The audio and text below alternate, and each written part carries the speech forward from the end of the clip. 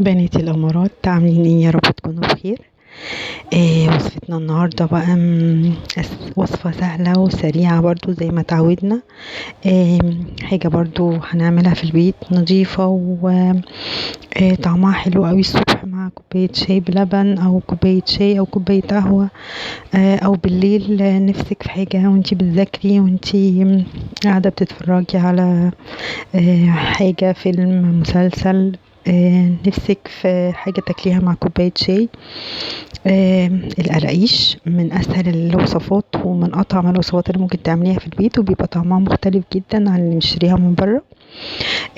أنا كالعادة زي ما احنا متعودين مع بعض بنعمل كميات صغيرة علشان يعني تبقى سهلة وسريعة في العمايل، ما تاخدش معايا وقت وما تعذبنيش، لاني لو عملت كمية كبيرة اكيد هتاخد معايا وقت.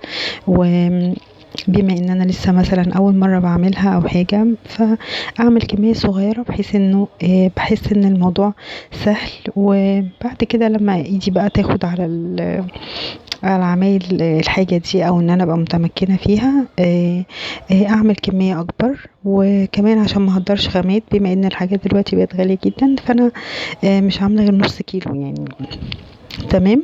فتعالوا بقى نشوف هنعملها ازاي. زي ما قلت لكم انا عاملة نص كيلو دقيق بس. حلو قوي كبداية ان انتي تتعلمي يعني.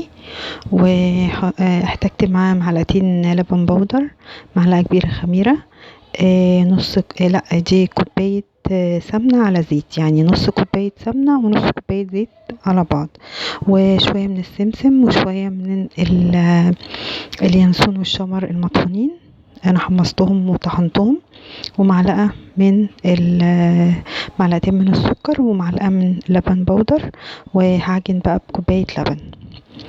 تمام كده. الاول هجهز الخميرة بتاعتي وهحط كوباية اللبن، هحط فيها معلقة الخميرة ومعلقة السكر.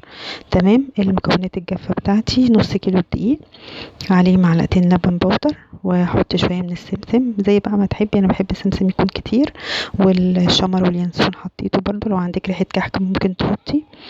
وحطيت معلقتين 3 كمان من السكر، لان انا بحبها تبقى مسكرة يعني.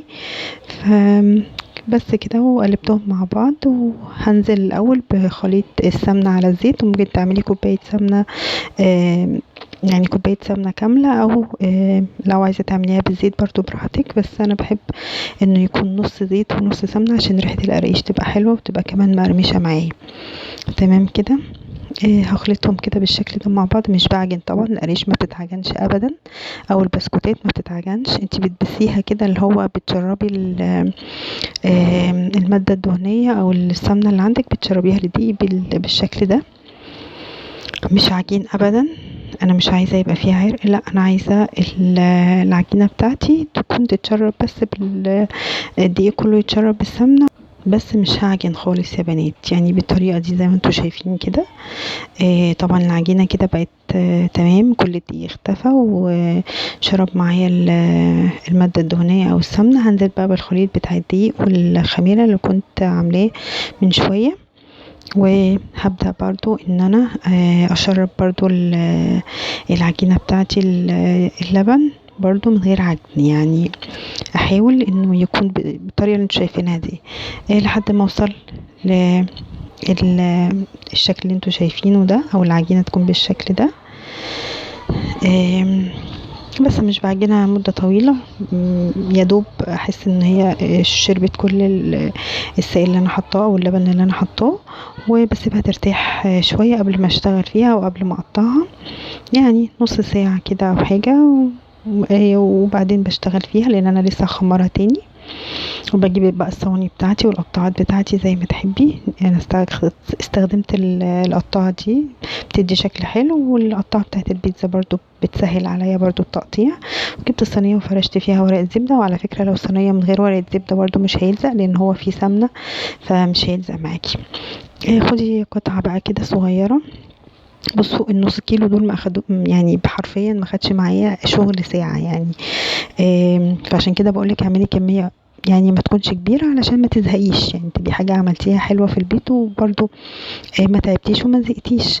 انا فردتها بالشكل الطولي ده، واخدت السكينة بتاعة البيتزا بتقطعي بقى بالحجم اللي انت عايزاه، الحجم المتساوي زي ما تحبي.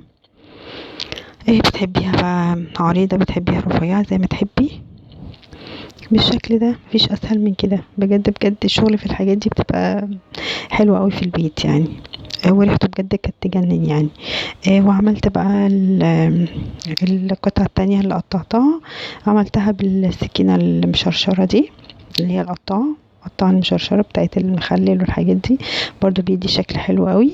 وفي شكل برضو عملته شكل مثلثات، ممكن تقطعي اتنين كده قصاد بعض عشان تنجزي، برضو بيسهل معاكي. بس الموضوع سهل جدا. دي انا فردتها عريضة شوية، قسمتها من النص وقطعتها بقى بالقطاعة بالشكل ده. ودول انا عملتهم بشكل مثلث، وعملوا معايا تقريبا 3 صواني، لا 4 صواني. نص كيلو عمل معايا 4 صواني، كانت كمية حلوة. وبجد بجد ريحته تحفة وهو بيتخبز في الفرن. طبعا هسيبه بقى برضو يرتاح نص ساعة قبل ما احطه الفرن يبقى سخن في الرف الوسطاني. ما بياخدش يعني، حسب طبعا فرنك، يعني مش ازيد من نص ساعة. لو حسيتي ان هو طري من فوق شوية، ممكن بعد ما تطفي الفرن تدخلي الصينية تاني علشان يبقى مقرمش وتاخدي بقى الطعم اللي انت عايزاه. بس الموضوع سهل جدا، وسهل وبسيط قوي، وبجد يعني حاجة مش مكلفة في البيت، وتقدري تعمليها بكل سهولة. وبجد كل اللي اكل منها عجبته جدا، وكانت اطعم من القريش اللي بنشتريها من بره بكتير قوي.